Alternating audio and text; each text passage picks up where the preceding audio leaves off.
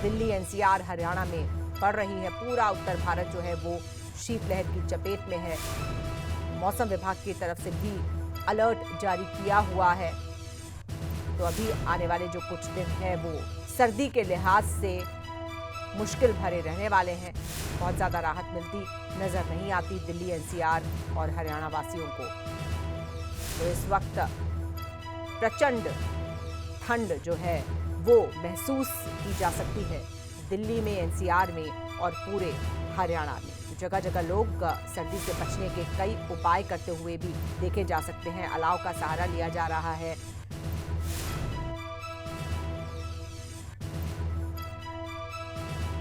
और आइए चलेंगे बहादुरगढ़। हमारे संवाददाता प्रदीप धनखड़ बहादुरगढ़ से इस वक्त हमारे साथ जुड़ रहे हैं। प्रदीप, पूरा दिल्ली, एनसीआर, हरियाणा जो है वो जबरदस्त सर्दी की चपेट में है। जाहिर है बहादुरगढ़ भी इससे अछूता नहीं होगा। वहां पर क्या तापमान है और कोहरे की क्या स्थिति है?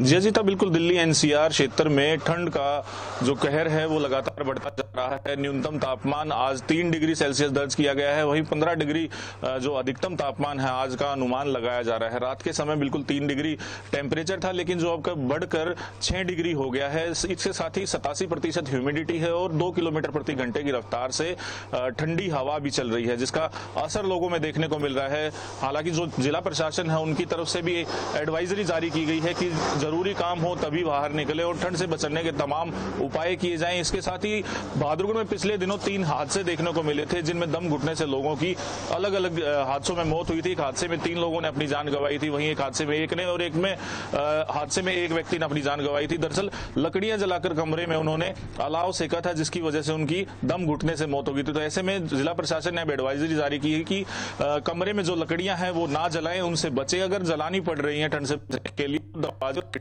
खुली रखने, वेंटिलेशन जो है वो ठीक रहे। मैं बताना चाहूंगा कि ये जो ठंड पड़ रही है, कोहरा जो है वो जो ग्रामीण इलाके हैं वहां पर काफी मात्रा में आज भी छाया हुआ है। इतना ही नहीं, सब्जियों के लिए काफी नुकसान ये ठंड साबित होगी, लेकिन गेहूं की फसल के लिए ठंड बेहद जरूरी है और गेहूं की बम्पर पैदावार होने की उम्मीद भी इस ढंग से लगातार बनी रहेगी।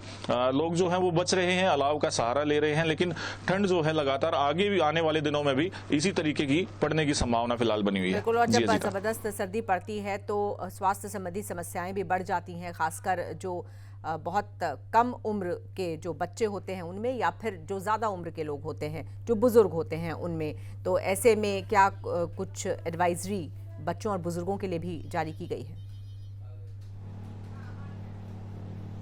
जी जीता, बिल्कुल जो वृद्ध लोग हैं, बुजुर्ग हैं या छोटे बच्चे हैं, उन सभी के लिए एडवाइजरी स्वास्थ्य विभाग और जिला प्रशासन दोनों ने ही जारी की है। सभी का उन्हें ये एडवाइजरी जारी की गई है कि गर्म कपड़े पहने, अपने हाथों को ढककर रखें, पैर जो है वहां से ठंड न जाने चाहिए, इसलिए बाहर निकलते समय जूतों का उपयोग करें। छोटे बच्चों को जो है कैप पहना कर रखें। इतना ही नहीं, गर्म पानी का सेवन करें और बार बार पानी पीते रहें।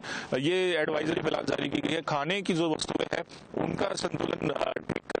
और इतना ही नहीं, अगर कोई खांसी, जुकाम, बुखार जैसी शिकायत आती है तो नजदीकी डॉक्टर्स को जाकर चेक करवाएं, ताकि बीमारी से परेशानी ना हो और समय रहते इलाज हो सके, ताकि किसी को किसी तरीके की परेशानी ना हो। इस तरीके की तमाम जो एहतियातें हैं वो बरती जा रही हैं। इतना ही नहीं, जिला प्रशासन द्वारा जो रैन बसेरे हैं उनको ठीक ढंग से उनका बंदोबस्त करने के लिए भी आदेश जारी किए गए हैं और ये भी सुनिश्चित किया जा रहा है कि सड़क पर कोई खुले में ना सोए। उस व्यक्ति को रैन बसेरे तक पहुंचाने का काम पुलिस और प्रशासन द्वारा किया जा रहा है, ताकि ठंड की वजह से किसी को किसी तरह की दिक्कत परेशानी ना हो, ठंड की वजह से होने वाली मौतों से बचा जा सके।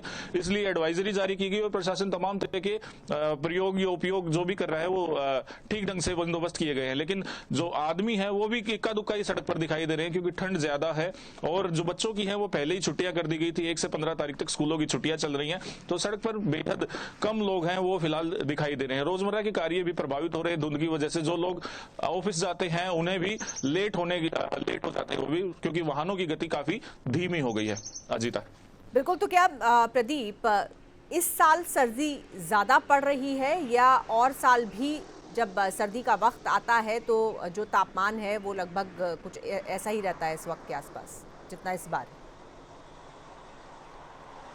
जी जी अजीता, बिल्कुल हर साल जो है अधिक ठंड होती जा रही है और अधिक गर्मी पड़ती जा रही है। ग्लोबल वार्मिंग इसकी वजह है। हर साल जो है ठंड का प्रकोप जो है मैदानी इलाकों में भी अब देखने को मिला है, क्योंकि पहाड़ी इलाकों में बर्फबारी होती थी तो वहां सर्दी होना जायज है, लेकिन जो मैदानी इलाके हैं वहां पर सर्दी का असर काफी देखने को मिल रहा है। सर्दी लगातार बढ़ती ही जाती है। अगर हम आज की बात करें तो आज की रात के समय 3 डिग्री न्यूनतम तापमान यहाँ पर दर्ज किया गया है और अधिकतम तापमान 15 डिग्री रहने की ही उम्मीद है। जो ग्रामीण इलाके हैं वहां पर आज भी कोहरा छाया हुआ है, धुंध है और ओस गिर रही है, जिसकी वजह से फसलों को नुकसान होने की संभावना बनी हुई। जो सब्जियां हैं उनको, लेकिन जो गेहूं की फसल है उसको इससे बहुत फायदा होने वाला है। ठंड लगातार बढ़ती जा रही है तो लोग भी अपना ध्यान रख रहे हैं। जिला प्रशासन ने भी एडवाइजरी जारी की है। स्वास्थ्य विभाग भी लगातार जो खांसी जुकाम बुखार से पीड़ित जो लोग आते हैं ओपीडी के अंदर उनका इलाज करने में जुटा हुआ है। अजीता, बिल्कुल। तो जो बाकी लोग हैं, जाहिर है वो कोशिश यही कर रहे होंगे कि कम से कम सड़कों पर निकला जाए, कम से कम बाहर निकला जाए जब तक कि कोई बहुत ज़्यादा ज़रूरी काम ना हो। जैसे ऑफिस जाने वाले जो लोग हैं उनकी मजबूरी है, या फिर स्कूलों की तो खैर अभी छुट्टियां ही चल रही हैं, तो बहुत ज़रूरी काम नहीं है तो क्या लोग घरों में ही रहना पसंद कर रहे हैं? जी बिल्कुल अजीता, जो लोग हैं वो ठंड से बचाव के लिए तमाम तरह के प्रयास कर रहे हैं ताकि ठंड उन्हें नुकसान ना पहुंचाए। वो शरीर को ढककर रख रहे हैं। इतना ही नहीं, जैकेट, स्वेटर, शॉल, तमाम वस्तुओं का उपयोग किया जा रहा है। घर से अगर जरूरी काम है, जिन्हें ऑफिस जाना है, अपने बाहर किसी जरूरी काम से जाना है, सिर्फ वही लोग बाहर निकल रहे हैं। इसके अलावा सभी घरों में दुबके हुए हैं और ठंड से बचने का प्रयास कर रहे हैं। अलाव सेके जा रहे हैं लगातार। और इतना ही नहीं, खाने पीने की वस्तुएं जो वो हैं वो लोगों ने पहले ही खरीद ली और अंदर अब जो है उनका प्रयोग किया जा रहा है। दरअसल जब थोड़े दिन चढ़ेगा, थोड़ी धूप निकलेगी, तभी बाजारों में भीड़ बढ़ेगी। अब भी जो है सड़कें खाली पड़ी हुई हैं, बाजार खाली पड़े हुए हैं, सुबह का समय है, तो ऐसे में लोग घरों में ही दुबके हुए हैं। अजीता, बिल्कुल प्रदीप, तो सर्दी बहुत ज़्यादा है और ऐसे में तापमान लगातार गिर रहा है। मौसम विभाग की तरफ से क्या प्रेडिक्शन की गई है इस इलाके के लिए? आने वाले दिन इस इलाके के लिए कैसे रहने वाले हैं? जदिता, राजधानी दिल्ली और जो एनसीआर क्षेत्र है, दिल्ली से सटा हुआ शहर है बहादुरगढ़, और बहादुरगढ़ के आसपास का जितना भी इलाका है, यहाँ आने वाले दिनों में भी ठंड बढ़ने वाली है। तापमान में गिरावट दर्ज की जा सकती है। मौसम विभाग पहले ही जो है येलो अलर्ट जारी कर चुका है कि यहाँ पर ठंड जो है ज्यादा पड़ेगी, कोहरा भी बढ़ेगा। और इतना ही नहीं, ठंड से बचाव के लिए प्रशासन ने भी एडवाइजरी जारी की है। आने वाले समय में देखा जा सकता है कि ठंड जो है वो ज्यादा बढ़ेगी और तापमान में गिरावट दर्ज किए जाने की संभावना जो है मौसम विभाग द्वारा जो है वो प्रेडिक्शन की जा चुकी है।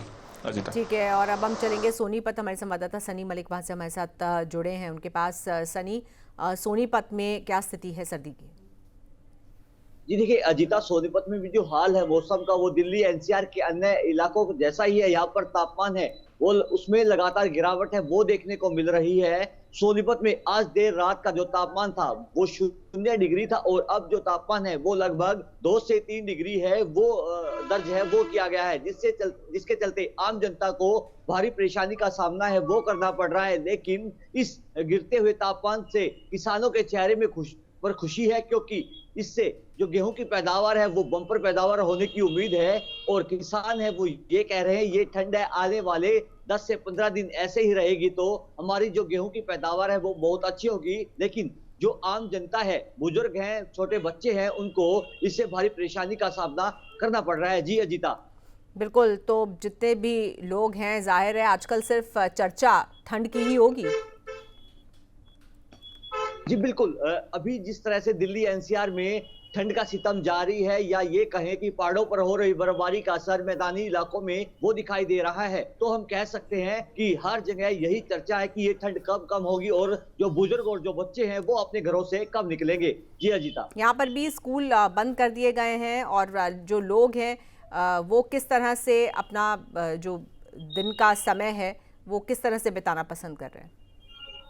देखिए अभी हमारी मौजूदगी सोनीपत के सबसे व्यस्तम रोड दिल्ली रोड पर हम मौजूद है अजीता, और यहाँ पर इस समय यानी कि भीड़ भाड़ वाला ये इलाका होता है। इस समय भी अन्य दिनों में भीड़ है वो देखने को मिलती है, लेकिन आज यहाँ पर भीड़ है वो बिल्कुल नहीं है और इक्का दुक्का वाहन चालक यहाँ से है वो गुजर रहा है। और हालांकि स्टेशन से जो दैनिक यात्री है वो जरूर आ रहे हैं और उनके चेहरे पर हमें मास्क और सिर पर कैप दिखाई दे रही है। जी अजीता, बिल्कुल। बहुत शुक्रिया आपका सनी इस पूरी जानकारी के लिए, हमारे साथ जुड़ने के लिए। और प्रदीप, आपका भी बहुत बहुत धन्यवाद।